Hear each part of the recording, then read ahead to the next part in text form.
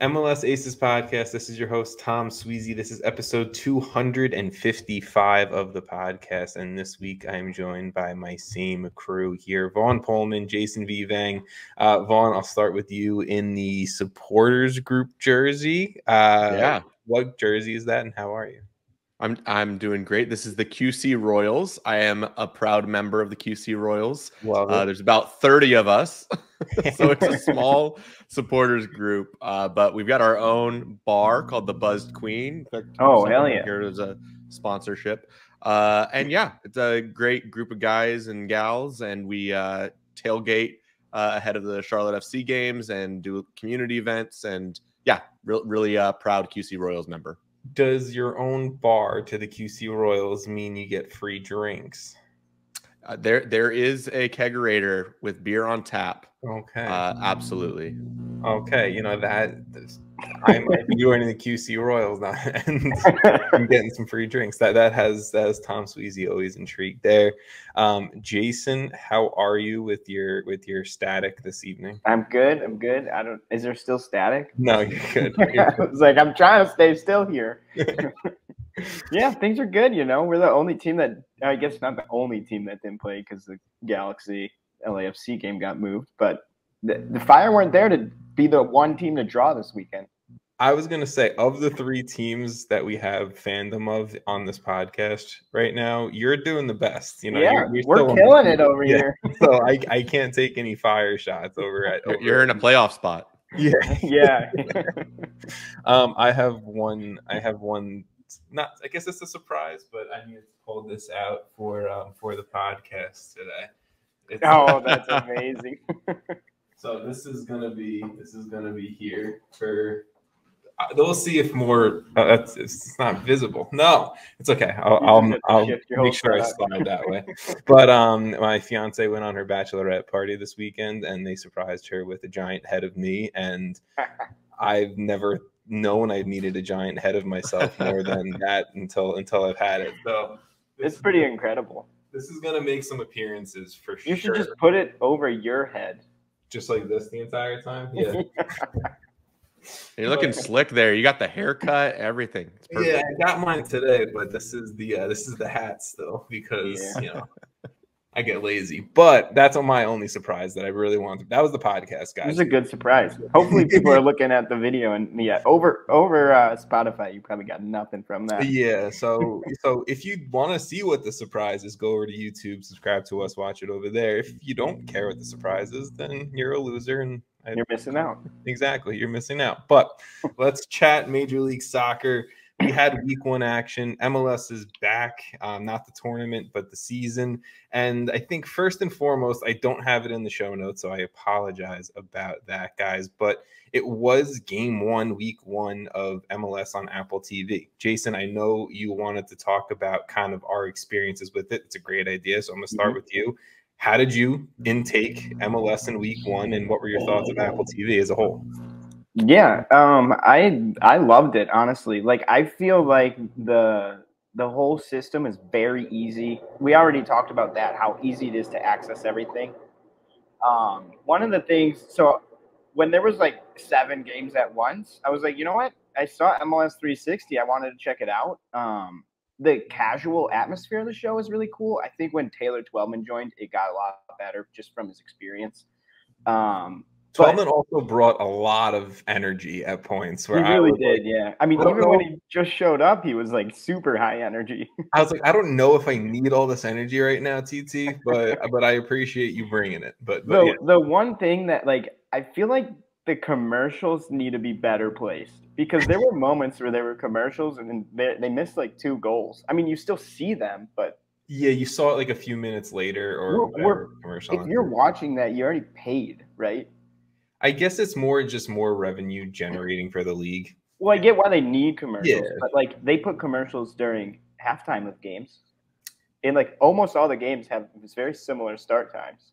I just don't know if like logistically it works out 100%, but I get what you're saying. Yeah. I mean, but overall, I thought it was awesome. One thing I do, like, you know how in FIFA career mode or like ESPN or literally anything where you're watching one game and it just updates the scores for other games? Yes. This doesn't do that. Like if you're watching Austin, St. Louis, or whatever, you're not.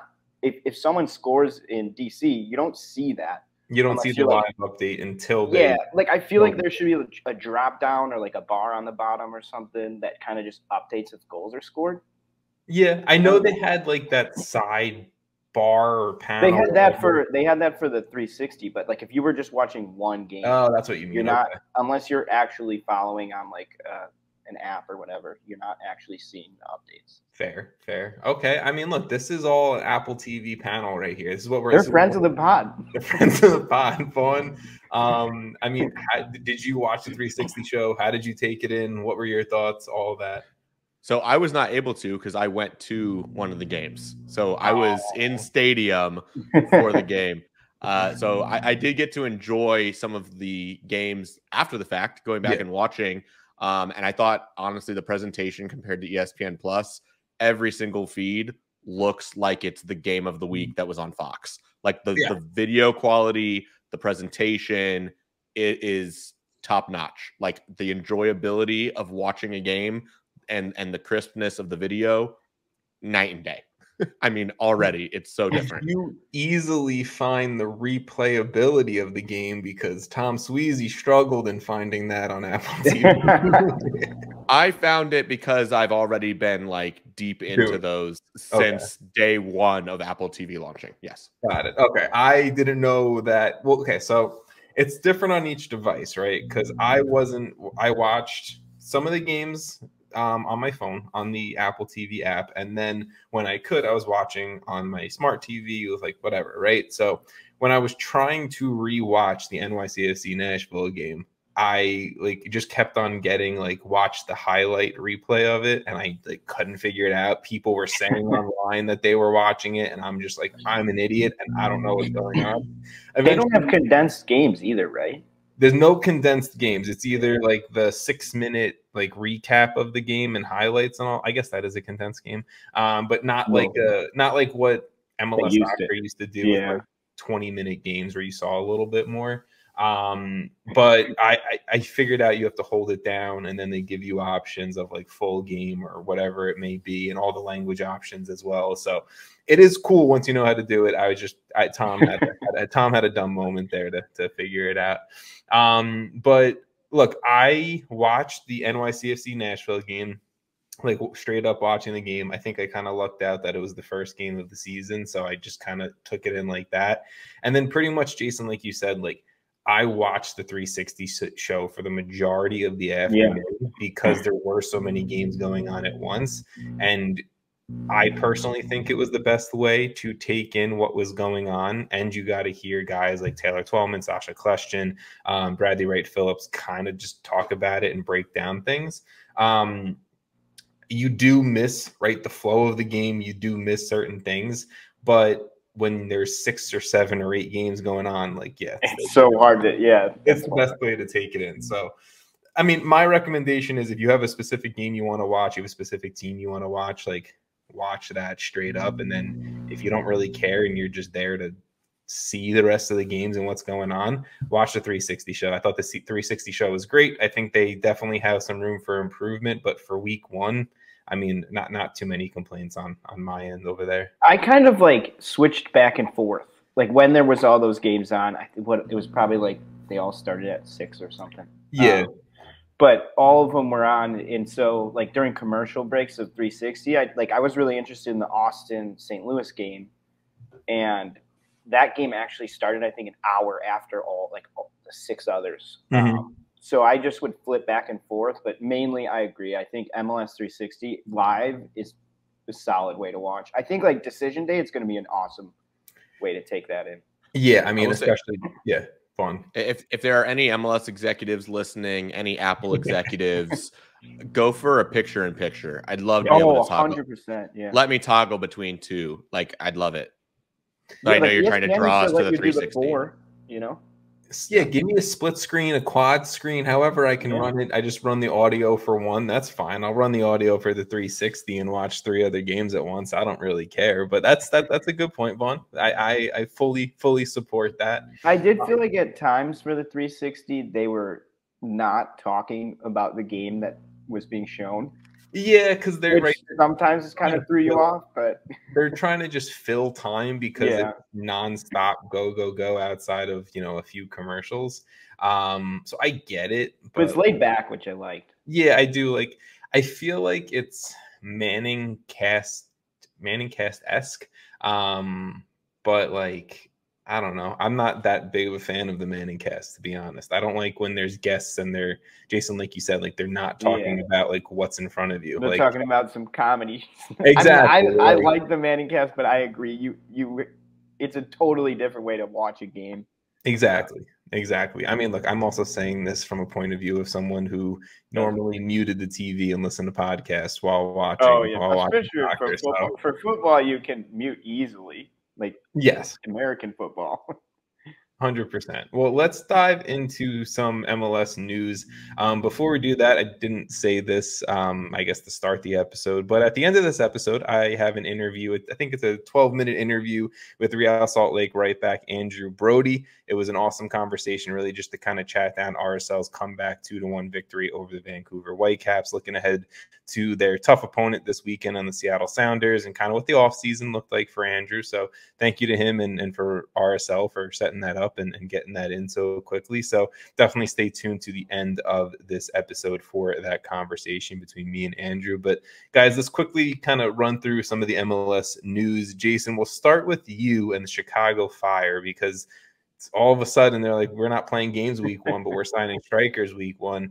Kai Kamara coming over on a deal from CF Montreal for a small fee, but that fee could rise up to $400,000 in GAM if all incentives hit. And they also signed a U22 initiative striker in Georgios Koustias, a Greek striker. That's pretty much how I'm going to go with that. A Greek striker from the Greek First Division, 19 years old, but who has been capped 8 times at the Greek U21 level, which is pretty impressive in its own right. He scored 1 goal for them, and then 35 career games with 5 goals at the pro or First Division pro level for in Greece. So, Jason, just what are your overall thoughts right now on the Fire's attacking options, or just kind of where things sit? So for me, like, I don't think either. Well, for the Greek kid, like, we've had some success with U22 initiative players in the past, obviously. So I mean, I have high hopes, but I honestly cannot say that I know much about him. I mean, I don't, unless you're watching a bunch of the Greek Super League. I don't know. Yeah. And then Kai Kamara, like, we know who he is, so I'm excited to have him because I think he can add to the team. But I don't think either of these guys are making us contenders or so much higher than where we already are that, like, they're moving the needle or whatever. They're not. You're a playoff team right now. Yeah. Yeah, I don't think Kai Kamara comes in, the Fire are a playoff team. That is true. I mean, but yeah, I mean, I just think that neither of these guys are going to be game changers, but they do provide some depth. And I think the biggest thing is, like, they provide more of a challenge for Casper. So now, there's guys behind him that are going to be fighting for that spot. And if he can't perform, and if he has another year like last year, there's people there that are going to be playing in that spot. I mean, I'd argue Kai Kamara should be the starting striker on this team. I mean, like, what he did in Montreal last year on just, I mean, out of nowhere, I don't think anyone expected anything of him. Like, I'd argue he should be the top option. I'm sure Casper will get the start too. I think he probably will because continuity. He's been around, whatever, right? But Vaughn, I want to get your thoughts on it too. Like, what do you think of the striker room right now at the Fire? Like, I don't know. Does this make them that much better? Or for you and I, which we had them at the bottom of the East, does this take them out of the bottom of the East? 13th. I mean, our predictions are all over the place, right? Like, there were upsets galore, like DC United's winning last-minute games. You got St. Louis going down and getting a win in Austin. Like, it's MLS. Parity's real. Yes. Unexpected results happen all the time. And so the Fire, they could end up anywhere. We said this last week, right? Yes, we think that they're going to be one of the worst teams. They could also be a playoff team. The striker room, it's better. It's improved. If if I were the manager with Kai Kamara, I'd be probably bringing him on as like a super sub role. I'd be thinking, hey, let him have 20 minutes to go run rampant and get inside the box and be a set piece threat. You know, when you're trying to go after a game and try to earn some extra points, I think that's a really good role for Kai. And I think he is a little bit of a change of pace compared to Casper. So is it better? Yeah, it's better because there's just more bodies. And at least in Kai's case, it's also somebody who's a very proven goal scorer. I think he's second all time, right? Like, yeah, he knows how to perform and still at a very high level in this league. So I'm happy he found another MLS landing spot and that it's in a place in Chicago where he's going to get some run.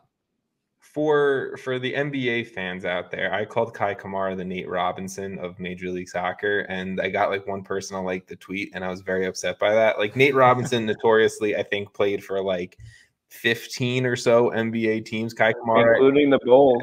Yeah, I mean, yeah, in Chicago, he was pretty good in Chicago. So, bro, I'm a Knicks fan. Nate Robinson is a legend. Oh, true. So, you know, he's the one that had the dunk over Dwight Howard, kryptonite. Like, I love it. So, I mean. So I think, yeah, Nate Robinson played for like 15 or 16 NBA teams. This is Kai Kamara's 10th Major League Soccer team. So, like, it's just cool to see, like, a dude who just knows the league, who's scored in this league, who's one of the best all time, just get another shot and continue to build on the legacy that he has. Vaughn, I'm going to stick with you, though, because your pick for 2023 MVP, Ricky Push, he just got a nice little new tag to his roster spot today, being named the designated player for the LA Galaxy. I mean, we don't have to talk too much about it, but how do you feel? I mean, to me, it seemed like it was coming anytime soon, but what do you think? Yeah, I mean, his dollars justify it. Yeah. I'm a little surprised he wasn't already classified as a YDP or U22. Because I know he's turning 24 this year, so there's some eligibility related things to that. But I thought if you signed a player at U22 that they could stay on a little bit longer. But either way, GP, yes, he's going to have that kind of output for the LA Galaxy, and that's about all I can say. He is a designated player level part of that club. Pretty much that's all I was getting at, right? Is he got the DP tag. I think it's 100% valid. He is one of the top players in this league. Totally worth it. He now joins Chicharito and Douglas Costa as the 3 DPs on the LA Galaxy roster, which is a very weird trio of DPs and names on a roster. But one person that is not on the LA Galaxy roster currently, and I don't know if we touched on it last time, and we probably should have, is Julian Araujo. He did get the sale into Barcelona. I think he's going to be training and playing with Barcelona B. You know, I guess if he impresses enough, he gets a Barcelona first team appearance. You know, cool move, sick move. I'm happy for him. That's pretty much what I'll leave it at. But LA Galaxy did sign his replacement, bringing in a Brazilian right back, Lucas Caligari, on loan from Fluminense. And Lucas, I apologize, I probably butchered your last name as well. Same with Georges before. But he is a 21-year-old Brazilian right back that has been capped at the Brazil U20 level, which, again, I think it's only once, but still impressive in its own right. 80 career games at 21 years old, which is sick too, but with 1 goal and 2 assists from that right back spot. Again, I'm not going to sit here and say I've watched Fluminense that much in the Brazilian First League and all that stuff that much, but the profile lines up well for a kid who should impress, do well, and then the Galaxy can sell on the same way that they brought Julian Araujo up through the academy system. Is there an option to buy? Yeah, I think Major League Soccer, it's in all of their loan deals, there's automatic option to buy contracts in there. So there's never a loan deal that's not an option to buy. So I don't know. If you guys have anything else you want to say about it, go for it. But I just think it's, you know, it's the Galaxy just making quick work of bringing in their replacement for Araujo. So happy for him there. The last kind of roster move I want to talk about before we get into week 1 action is one that makes me very happy is NYCFC. They terminate their loan of defensive midfielder James Sands early. But he was with Rangers, and Sands returns to New York City for the 2023 MLS season. He is now an MLS Cup champion and Scottish Cup champion. He did win the Scottish Cup over with Rangers, but he returns at 21 years old now with some European experience, some Europa League experience underneath his belt. And obviously, I mean, if you watched NYCFC week 1, the spine of the team was just absolute garbage. James Sands, whether we're going to play a back 3, whether we're going to throw him at the D mid next to Keaton Parks, he improves that spine. He upgrades the team. We saw what this team looked like when he was in there. We were MLS Cup champions, and he was very good. And the versatility that he brings as well. So I'm just happy to bring in a guy who can now play next to Keaton Parks and maybe just kind of give an upgrade, and also give us that flexibility of, if we do need to bump back to a back 3, maybe that's the play. I don't know. But if you guys have any James Sands thoughts, go for it. I'm just very happy as an They need him. Yes. That's my thought. Thank you, Jason. Thank you for that.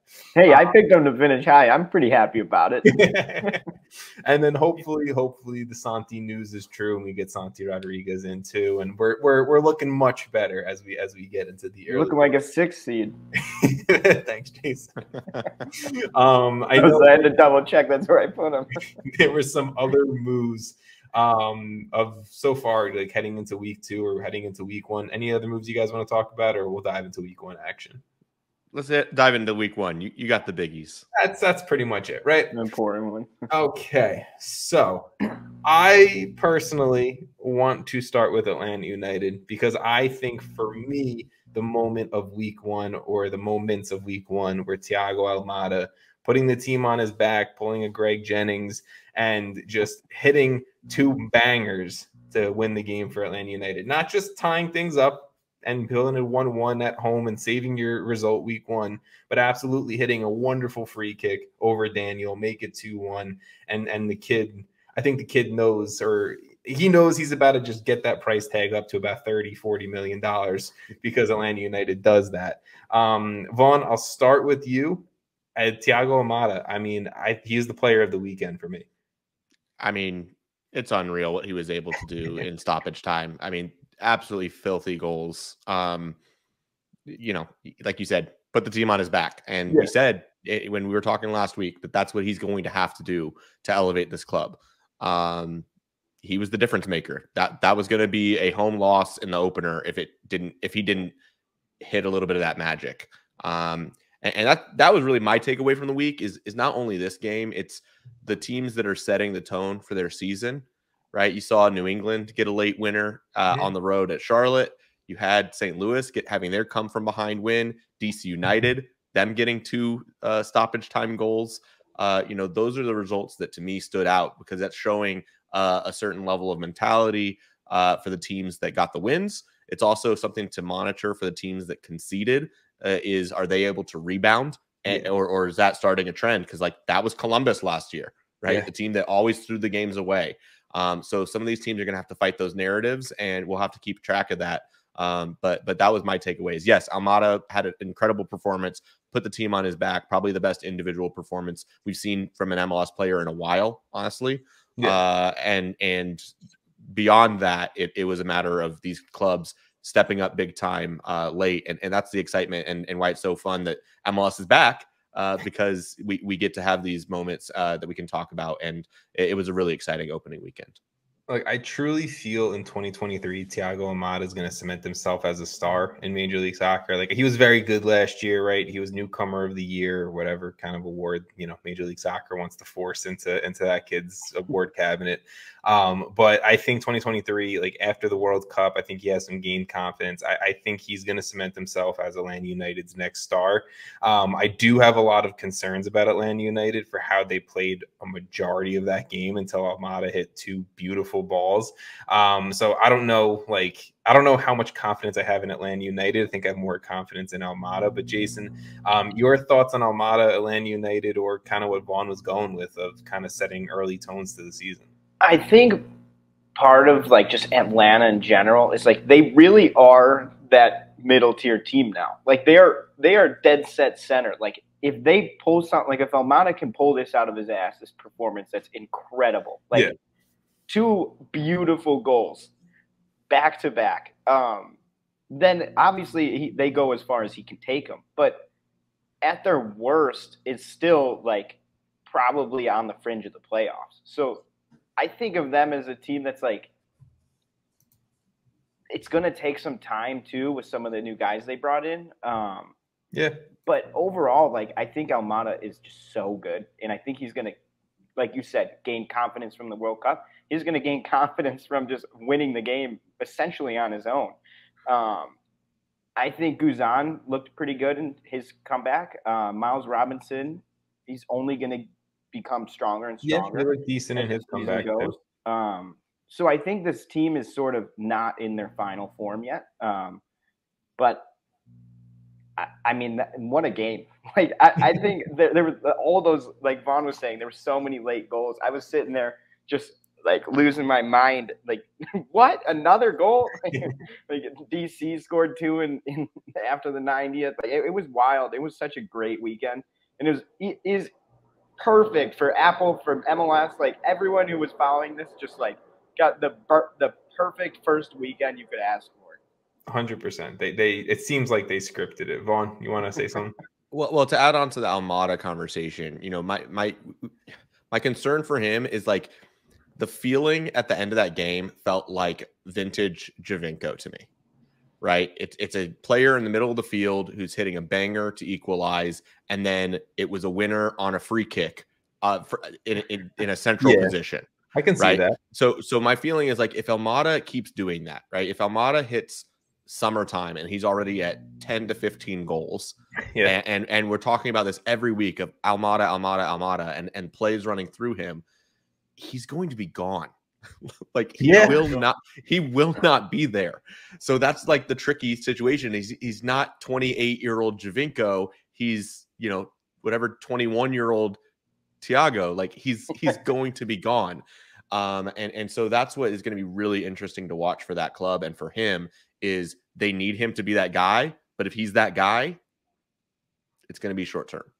I want to close out the Atlanta United Thiago Almada conversation by just saying this. And like, you know, I was talking to some Atlanta United people this weekend, and, you know, I was just a little curious about why some of the newcomers into the team, you know, didn't start, didn't play, whatever it may be. Obviously, Giamakis, their new DP striker, he's still working out some visa issues, so we're not going to see him. Hopefully, we see his debut in week 2, if they can figure that out. Derek Etienne Jr., he had picked up a little bit of a knock. I know he came on as a sub, but they didn't feel he was fit enough to start. Same with their new center back who just came over from Liga MX, Luis Abram. He had a little bit of a knock too, so they didn't feel like starting him week 1. So once these pieces get fully adjusted and acclimated, that's when I feel like maybe we don't have to see Thiago Almada like putting the team on his back and doing this stuff, because you are going to get a fully fit Etienne, you're going to get a fully fit back line, and a DP striker who maybe can contribute on his own, right? My biggest concern with that for them was Elise Araujo. Like the missed PK was bad. There's like, and I know the narrative out there is about him is out there, and I don't want to keep harping on it, but like there's no guy in Major League Soccer statistically who gets into the most dangerous spots on the field and fails to convert those chances. As a winger, as a dude who came over at a high price tag, right? Like this guy should be stepping up at the same level of an Almada, of a Giamakis, of a Derek Etienne Jr. and more, and he doesn't continuously time and time again. So if the rest of these guys can't pick up Araujo, then I'm worried about what Atlanta United could be. If he converts these chances, Atlanta United could be best in the East. Does he lead that category ahead of Cabral? Yes. Wow. He's worse than Cabral in getting... That puts it into perspective. Oh, no. We just shit on Araujo and Cabral at the same time. I love it. Before we move on, we should say, like, San Jose looked really good in this game, too, for like, what, 91 minutes? That's why I liked San Jose. You're right. They kind of fell asleep and gave Almada way too much room for that first goal, but... Yes. I mean, obviously, it was still – those are 2 crazy goals. Like, I mean, he still hit the shit out of the ball. But they were good. I enjoyed watching them. I mean, look, watching them made me feel like this, okay? It made me feel very happy. I know I picked them pretty low. I can't remember where you guys did, but I know you picked them higher than me. I think I had him in the playoffs by, like, the last playoff spot. But, like, look.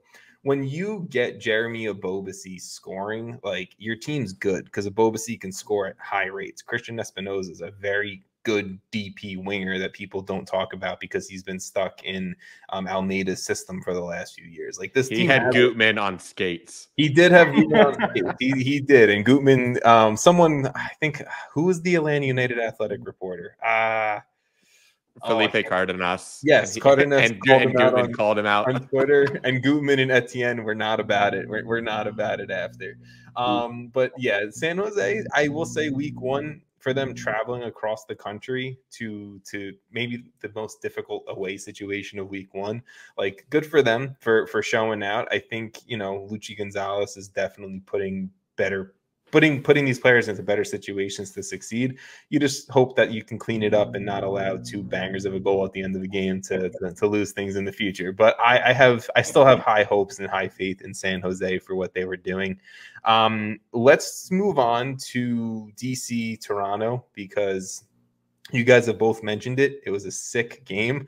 It was one that I was not expecting to come out of, saying Ted Ku DiPietro is a boss, but Ted Ku DiPietro is an absolute boss, and I'm all on the hype train for this kid. I know that people around DC United have been talking about him for a while, and there's more to this game than Ted Ku DiPietro, and his name's really, you have to think about saying it before you say it. But I want to start with him because obviously impact sub, coming off the bench, getting a goal, getting an assist, winning the game, right? Like he put in the final ball to Benteke on the winner.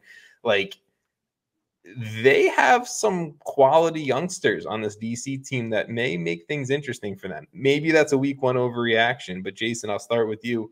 What did you get from this game, from Teddy Boy or from anything else? I mean, from Toronto, I just felt like there's way too much space in the midfield, like just way too much. They're kind of just getting carved up.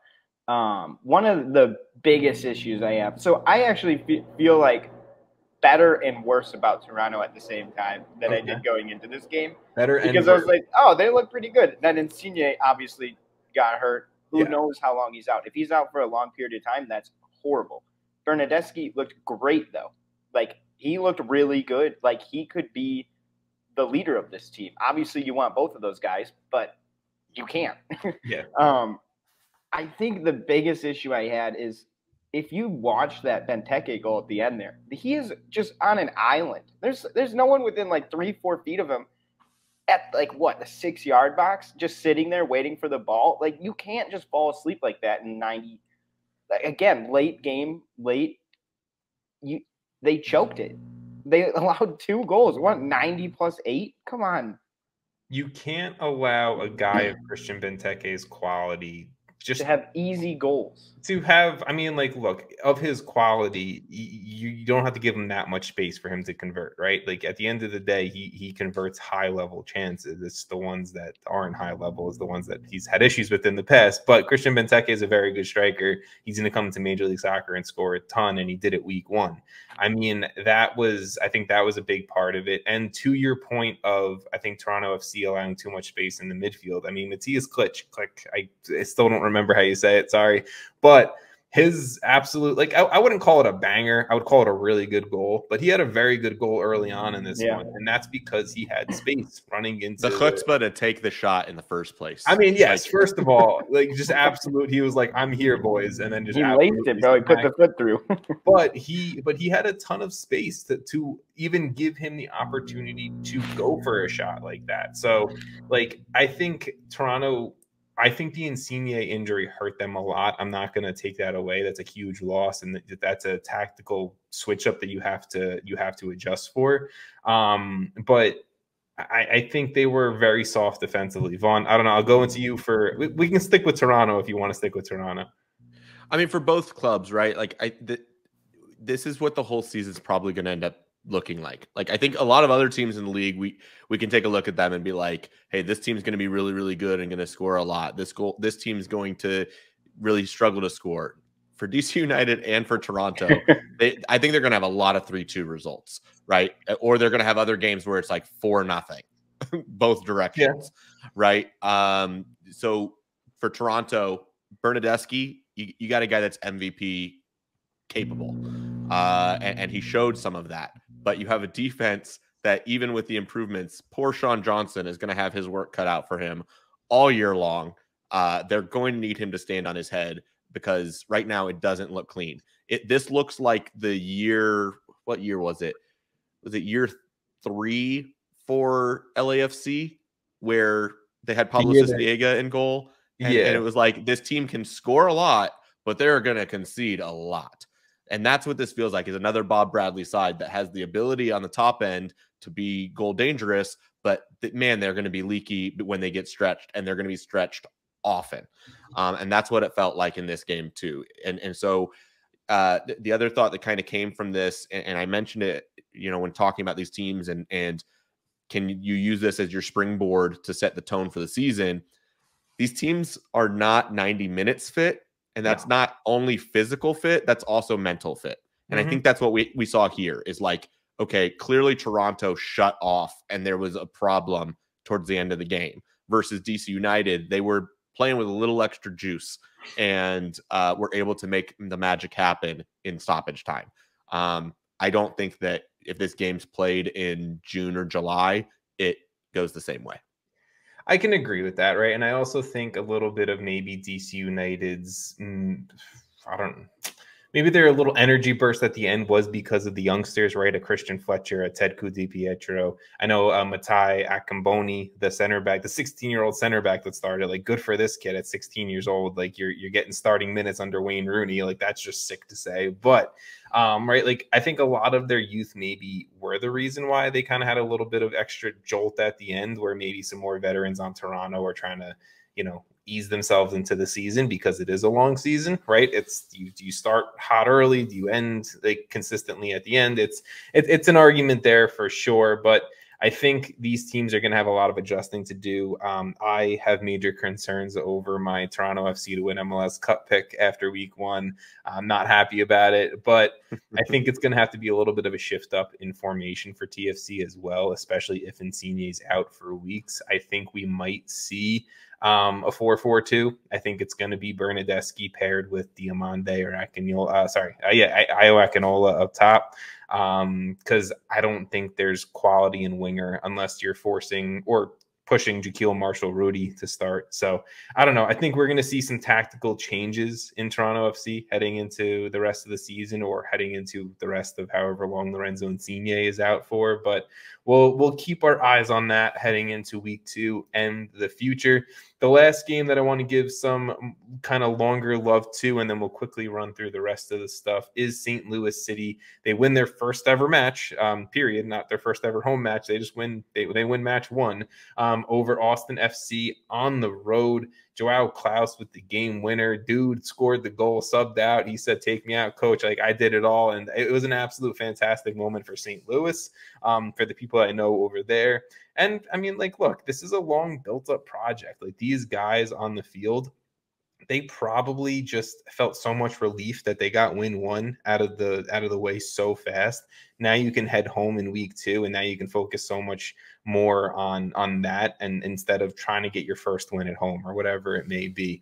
Vaughn, so I'll start with you. I know your distaste for St. Louis, so I don't expect much positives to come out. But what did you think of St. Louis's win in week 1?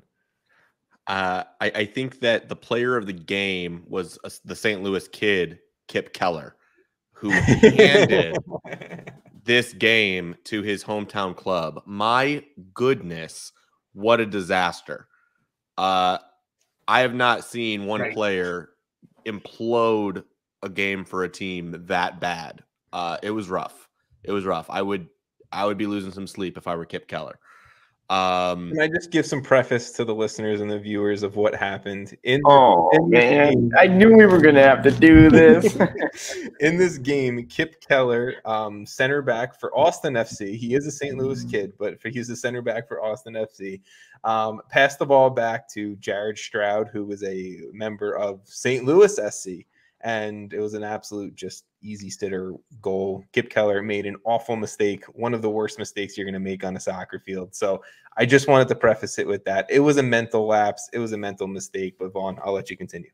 Well, and furthermore than that, they were like buds when they were teammates in Austin. They're best friends, apparently. Yeah, best friends. So there was that.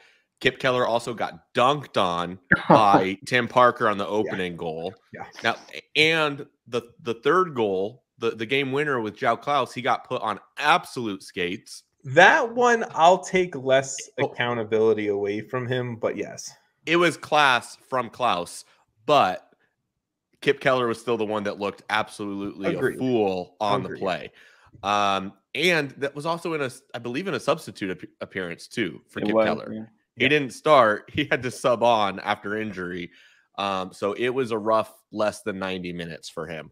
Austin will be okay. They will. I think they will come around on it. But if Cascante is out for a while, things could be rough. He is out for multiple weeks. That is the report.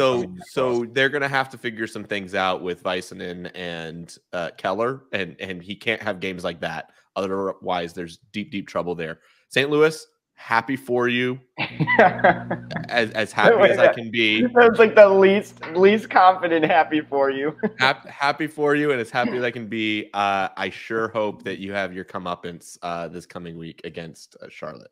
Vaughn's as happy as me. Vaughn's as happy as me right now. So yes, the only thing honestly I want to talk about this game is just like St. Louis, like good on you. Happy for you guys. Welcome to the league.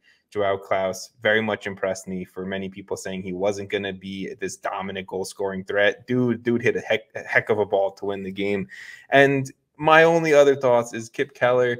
You're a mental warrior, dude. You're going to get back into it. That's show him week 2. Like, you're better than this, and you're going to show him for the rest of the season. Ugly week 1. Everyone has ugly week 1s. It's fine. I'm on the Kip Keller support group train here, and I'm gonna support him. Jason, let me defend Kip Keller. Okay? You defend. I like this. I like this. He's a great player. First of all, he did not play that much last year, right? He did not. He comes on in the 11th minute of week 1 and is expected to just be ready for that. I mean, obviously he should be ready for that, but he doesn't go into the game assuming that he's coming on in the 11th minute due to an injury. Should he be ready? Of course. But there's a lot that happens. It's the off season. He's coming back. He's young. Made a mistake. Let's move on, okay? He's okay. He's going to be fine. For all the love that Thiago Almada got for being the best player of week 1, Kip Keller was easily the worst player. Easily the worst. But that doesn't mean, doesn't mean it's a minor setback for a major comeback, right? That's the saying, and that's where I'm at with Kip Keller. The thing about Austin that made me worried the most is like leading up to their second goal, they looked really good, right? They were on the front foot. They were just peppering St. Louis just nonstop. Like it was almost like the ball was never leaving that half. And then they scored, and it's like they completely changed how they were playing. I think if they had just kept their foot on the gas, they're getting 3-4 goals potentially. But obviously, they kind of took it off, played a little bit more relaxed, and Kip obviously made probably the worst mistake I've ever seen in my life. And in that case, then that changed the entire course of the game. So I think as far as like Austin in general, they're still very good. Driussi is insane. That chip was his goal was sick. Yeah. But yeah, I think that part of that was like they just needed to realize what was working and stick with it. But they kind of let St. Louis back into the game, and they literally opened the door for them to get back into the game. I'll say a little bit of the opposite, as I wasn't that impressed with Austin week 1. I think outside of a Driussi moment of brilliance, the attack was not really there. Giassi's artists didn't really look connected with the rest of the team. But I mean, look, they had the energy. I'm not going to deny that there, Jason. Like, you're 100% right there. I mean, it might have been only for 20 minutes, but there were like when they were pushing, it felt to me like St. Louis wasn't leaving. They were just defending. And I forget which Wolf son it is that plays for Austin, because there's a Wolf that plays for Atlanta too. I think it's Tyler that plays for Austin. Is the Owen. Okay, it's Owen, so I was wrong. Whatever. I know there's 2 of them. Owen Wolf over Alex Ring was a bit of a question mark. I know people were talking about that a little bit, but Owen Wolf is not as good as Alex Ring right now, and that's all I'll say about that. I heard it was like some off-field stuff. Yeah, I don't know. We'll see. I would assume he came on as a sub. I'd assume we see Alex Ring starting week 2. The other games of, I think, note of the weekend, we don't really have to talk or touch on them that much, but Philadelphia Union easily handles the Crew 4-1, and then the Sounders absolutely tear apart the Colorado Rapids, which I had some high hopes on, and now my hopes are not there. Any quick hits about either of those games from you guys? Columbus played a great 40 minutes. Okay, good. I mean, like it was Columbus youth. It was Colorado. I think a lot of new guys to the league, and I like to have a little bit of confidence after not trying to react too much to week 1 that they'll figure it out. But some early blowouts from 2 favorites, I think, in Philly and Seattle early on in 2023. A lot of debuts, whether it's for the league and the club itself or whether it's just for different clubs. Was there one debut that stood out to you guys more than any other? Vaughn, I'll start with you if you have one. Man, one that stood out. Or multiple. I'm just if there was. Yeah, there were a ton of them. I was happy to see Hebert get a goal for Seattle. I think he's a really underrated. I know, Tom. I'm not happy. I'm not happy. I know you're not happy.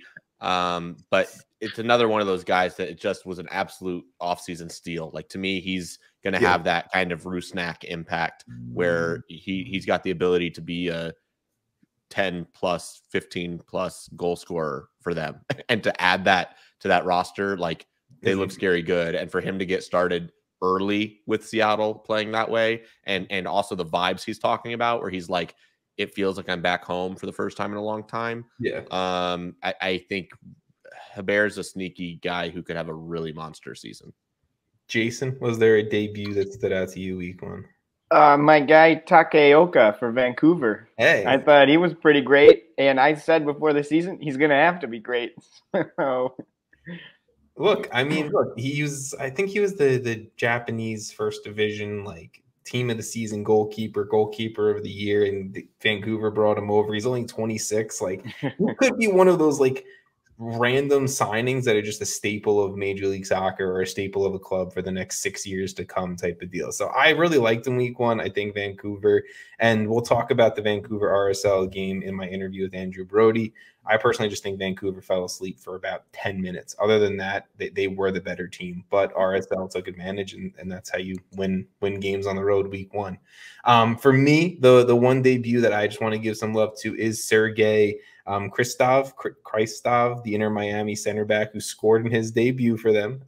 And also a little emotional, and he's obviously was coming over from Shakhtar Donetsk in Ukraine. There's a war going on in Ukraine, and he just pretty much was saying, like, it's nice to play in front of fans. I forgot what that feeling was like. He was very appreciative of the club, the league, and the fans, and he just seemed to really, like, enjoy himself again on a soccer field from all the words he was saying. So really awesome to see a story like that come out of week 1, and obviously Inter Miami to pick up a big win over Montreal.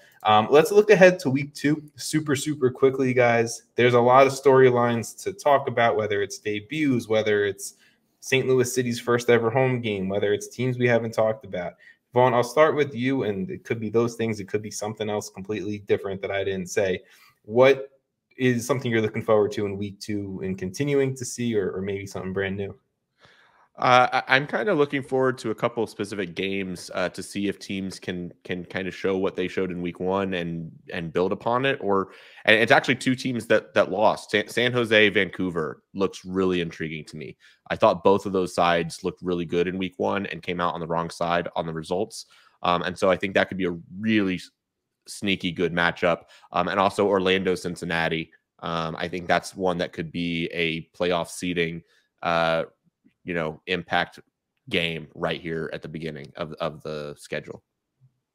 Jason, is there a game, a story, anything? I mean, one of them is my team. I want to see how the Fire perform in their first game, obviously. But I think all 3 of the teams who didn't play last week, LAFC and LA Galaxy and the Fire, I think all of those will be ones I want to keep an eye on just to see, like, this is their week one, and it's going to be interesting to see how they do. Yeah, Trying to think of a better word. No, I mean 100%. I think that's completely fair, right? You get debuts, maybe hopefully of Aaron Long for LAFC, a Tyler Boyd for the Galaxy. You know, we talked about Kai Kamara and a few of the new other faces to the Chicago Fire before. So, you know, you hope to see some fun debuts as well. I'll kind of go into a little bit more of what I said before of, you know, St. Louis City's first ever home game. Taylor Twellman's calling it. He's a St. Louis kid. He's going to bring the energy, like we said before, whether it's maybe too much energy, but he's going to bring the energy.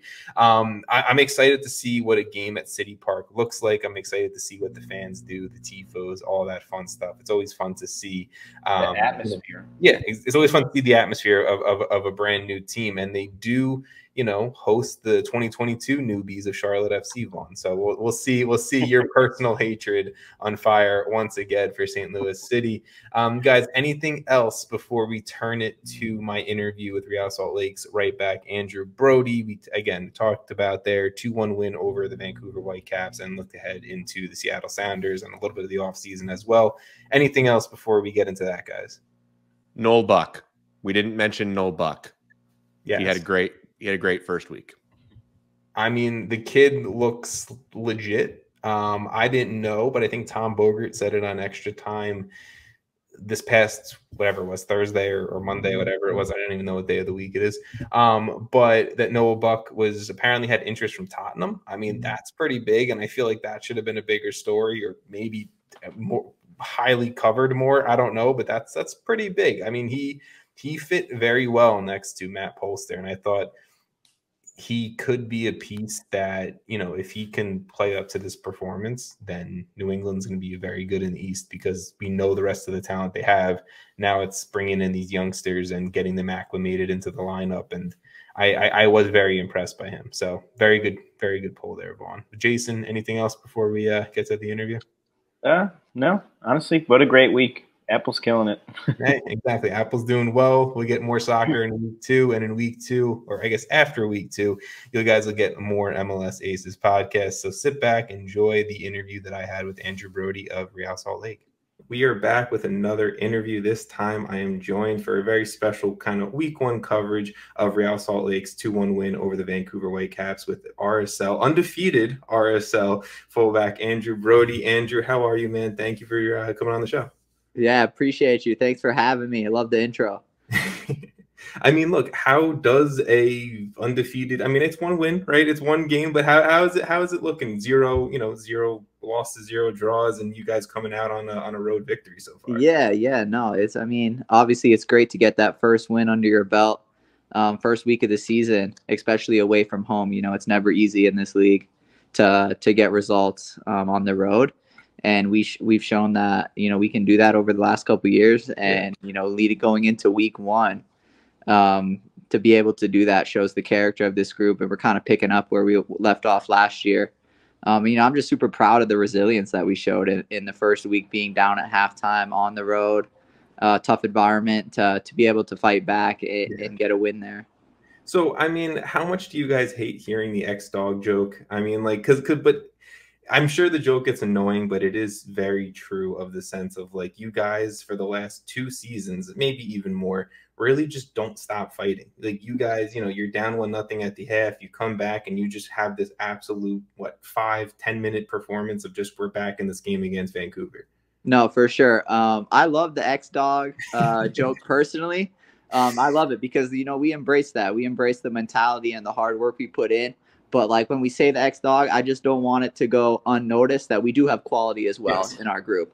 I think sometimes that kind of is forgotten, and it's just too much about the X-Dog and the work that we put in, which is fine because, you know, I think that's, you know, where that's our DNA first and foremost, I guess, the word I'm looking for, that we're going to compete the right way. We're going to leave everything out there week in and week out. But then, you know, I do think we have a bunch of quality on the field as well to go out and get results to pair with that hard work.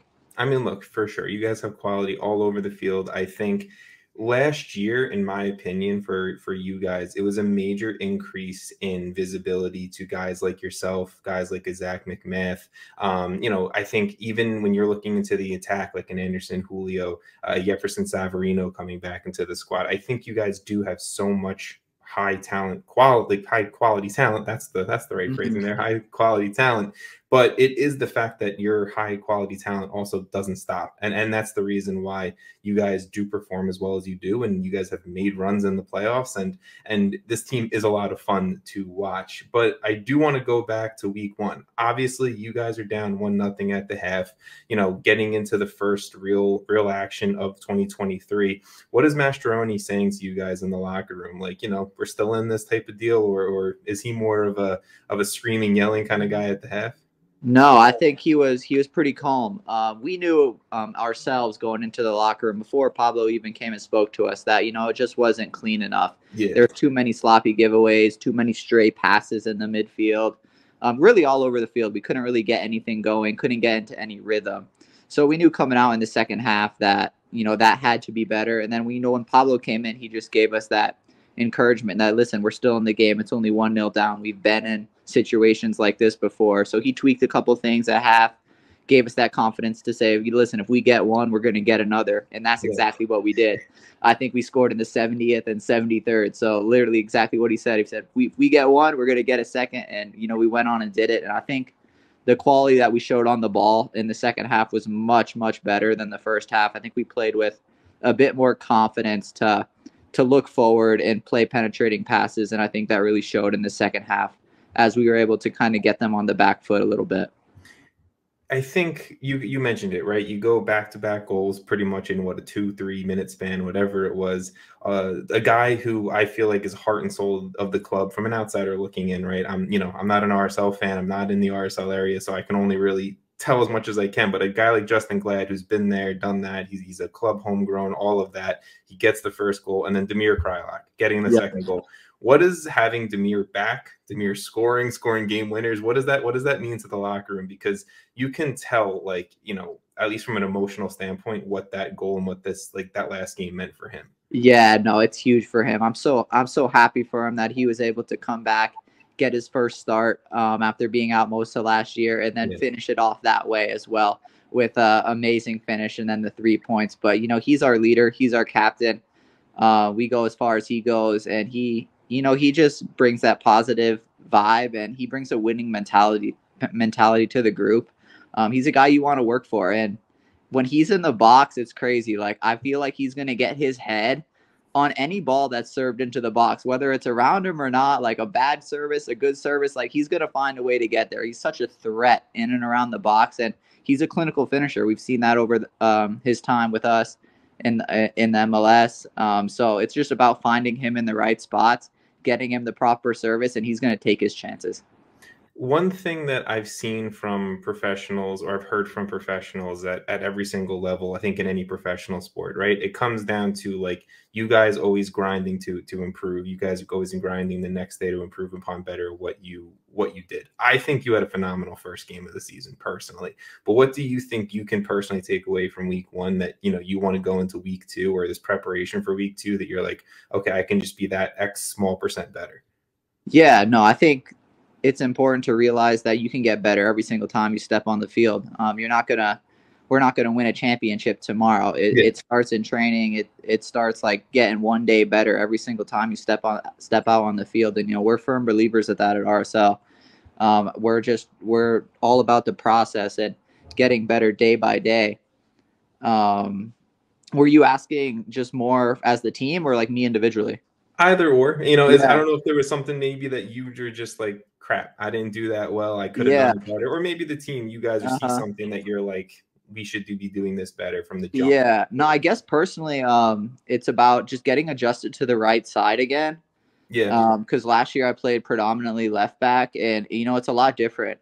I'm finding that now I could take that touch forward, opening up my body with my right foot. And I think now one thing I could work on is just better service, putting in better balls for the forwards to get on the end of.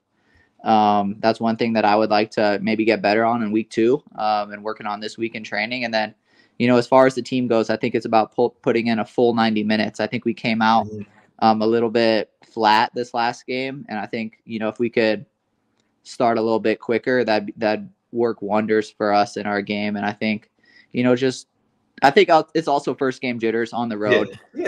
So I mean that's going to happen. It's bound to happen, I think. But if we can come out on Saturday in Seattle a lot more confidently, I think that'll be really good for us. Right. It's week one. We don't want to overreact to performances individually or team performances week one. Everyone has to get back into the swing of 100%. How does it feel for you to be back in Major League Soccer play again? I mean, I feel like it's one of the shortest off seasons in professional sports, but how does it feel for you to be back? Yeah, no, it did go by a little quick, but I'm buzzing to be back. I live for these games. I love suiting up on Saturday or whatever day it is to go out there and do what we love. Ultimately, just going out and competing with this group of guys that you work with and sweat with and laugh with and cry with throughout the whole year. You go through all the ups and downs, and then it all comes to fruition on the weekend. Everything you work for is for these games on Saturdays. So I think it's just so fun going out there and playing a game with your brothers and seeing what you can accomplish. What did the off season hold for you? A little golf, a little fish, a little. What are you doing this off season? Yeah, a lot of time with the family. I went back to Florida, spent some time with them. That really try and take advantage of that in the off season. See them when I can, because I've been on this grind for so long now. Where I went to the academy when I was like 16, and I've only ever seen them like in the winter months. So I guess I try to take advantage of that. A lot of relaxing, a couple of vacations here and there, but nothing crazy. I stuck around Salt Lake as well.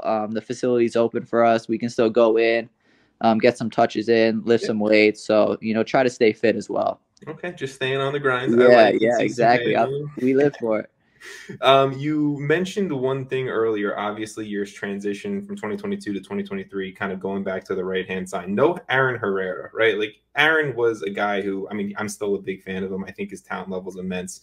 Is there like a hole missing in this team right now for, like, in your opinion, like that Aaron's not there, whether he's playing left back, right back, center back, his versatility was key. I mean, I'm sure you got a lot of work with them. Is there a hole, and is it kind of just like, okay, next guy up type of deal? Yeah, I mean, I don't think there's a hole. Obviously, I love Aaron. I think he's a fantastic player, and he's one of my best friends. And, I miss him personally, just being able to work with him every single day. But, as far as the hole goes, I think it's next man up. I can step in at right back. We have Bodie Hidalgo, who's playing really well. He's an up-and-coming homegrown who can slot in at right back as well. So we have players in different positions that, we have Brian, and we have a new Brian coming in on the left side.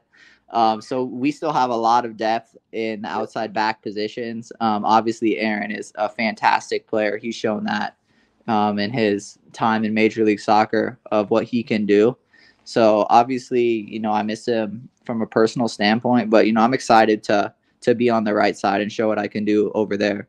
Well, it's good to hear you and Aaron were friends. I mean, I and our friends. I love just seeing friendships and who's friends with who around the league. My final soccer-related question is, obviously, it is early season. You are going now on the road again to Seattle. What does that prep look like for you? And when you are focusing on, getting yourself ready and the team ready for the Seattle Sounders, I mean, a big 4-0 win for them. That I'm sure, you're going into any game like any other, right? But what are you preparing for personally for the Seattle Sounders? Yeah, we know they're a tough opponent. They offer a lot going forward. They have a lot of dynamic players across the front line. So we know we got to be organized as a back line and a midfield block. And I think it's about, defending as a whole group. And, it starts from the front. It's not just the back line that has to defend. You go there, you're going to be under it at times. When you play at Seattle, that's just how the game's going to go. Yeah. There's going to be times where you kind of have to sit back and absorb pressure a little bit.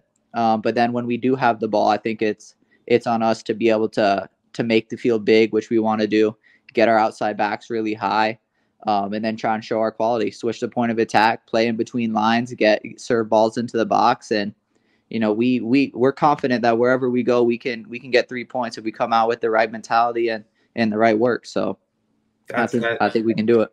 That's that X-Dog plus talent. That's You already know. Last question for you, and I appreciate you coming on. Give me some time to chat a little RSL and some week 1, week 2 stuff. But my last question is, how pumped are you guys to get back in front of RSL? You know, two games to start the season on the road. I'm sure sucks a little bit, but how pumped are you guys to get back home? Oh, we can't wait to get back in front of our home fans. We saw last year how big of an impact they had on us, selling out every single game in the regular season. And, you know, they really push us on late in games, close games. They give us that extra oomph almost to go out there and get results for them. You know, they really push us on. So I'm excited to get back at America First Field in front of our, you know, our passionate fans, and hopefully give them a performance they can be proud of. Absolutely love it. Ladies and gentlemen, listening, watching, whatever it may be, Andrew Brody. Andrew, thank you so much, man, for coming on. Yeah, thanks for having me. Love the show.